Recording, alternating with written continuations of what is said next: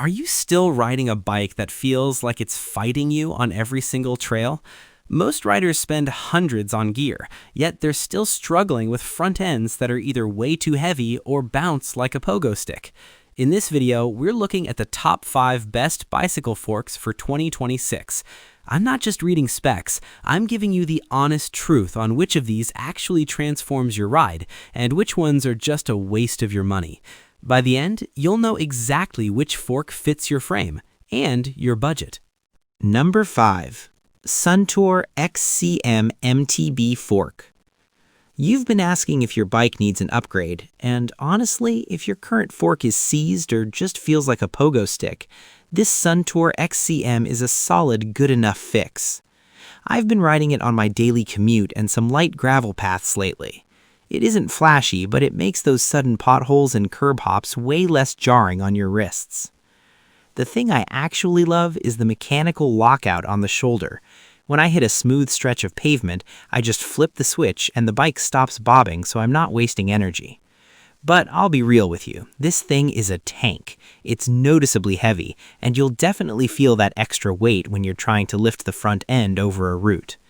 If you're just cruising around town or hitting easy forest trails, it's a total workhorse. But if you're planning on hitting actual mountain drops, skip it and save up for something lighter. Number 4. BXT Full Carbon MTB Fork. I was halfway up the fire road behind my house, lungs burning, wondering why my mountain bike felt like a lead weight. I had reached my limit with heavy, clunky gear that made every climb feel like a chore. I decided to strip away the complexity and swapped my old front suspension for this BXT rigid carbon fork.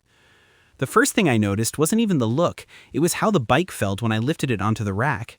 It is insanely light, almost like the front of the bike is floating. Now, on my daily morning rides, the bike feels alive. When I stand up to pedal, every bit of energy goes straight into the ground instead of being soaked up by a bouncy spring. The trade-off is the honesty of the ride. Since there's no mechanical cushion, I feel every crack in the pavement and every jagged root on the trail. It's a bit of a workout for my wrists if I'm not careful about picking a smooth line. If you're mostly riding city streets or groomed gravel and you're tired of fighting a heavy bike, this is a total game changer. Just stick to your suspension if you're planning on hitting big rocks or drops. Number 3. BOLANY Bicycle Air Fork. Have you ever felt like your bike is fighting you on the trail instead of helping you? I spent a long time thinking that's just how mountain biking felt, bouncing off every route and ending the ride with sore wrists. I finally realized the problem was my heavy, basic coil fork that had no idea how to handle my actual weight. Swapping it out for an air fork like this one changed the conversation between me and the dirt. In daily use, the biggest shift is the plushness. Because you can pump air in or let it out to match your body weight exactly, the fork actually moves when you hit a small rock instead of just vibrating. The magnesium build drops about 2 pounds off the front of the bike, making it much easier to hop over curbs or logs. However, you have to be realistic about the hardware.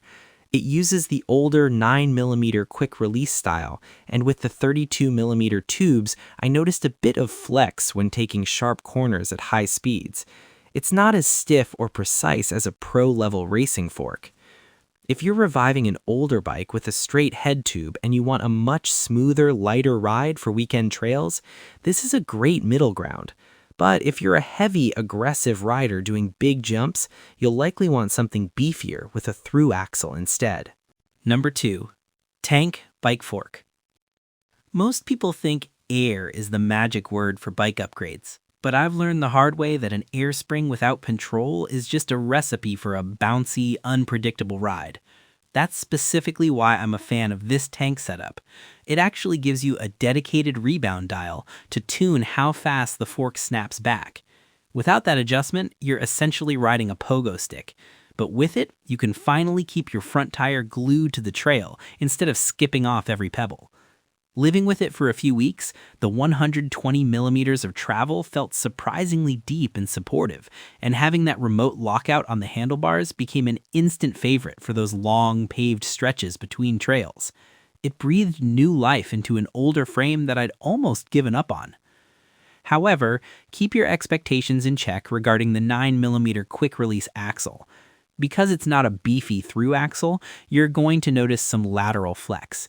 Basically, a bit of a nervous wiggle when you're braking hard or leaning deep into a high-speed turn. It's just not as stiff as modern professional gear. If you're looking to transform an entry-level bike into a capable trail machine without overspending, this hits the sweet spot for functionality. Just skip it if you're a heavy hitter who spends more time in the air than on the ground. Number 1. NANLIO X7. Is it time to stop settling for a rough ride? Upgrading to the NANLIO Mate changes how the bike speaks to the ground. On a typical morning ride, the chatter of gravel and the jolt of uneven pavement simply vanish. The standout feature is the air springs adjustability. You can fine-tune the fork to your specific weight, making the front end feel light and responsive rather than stiff.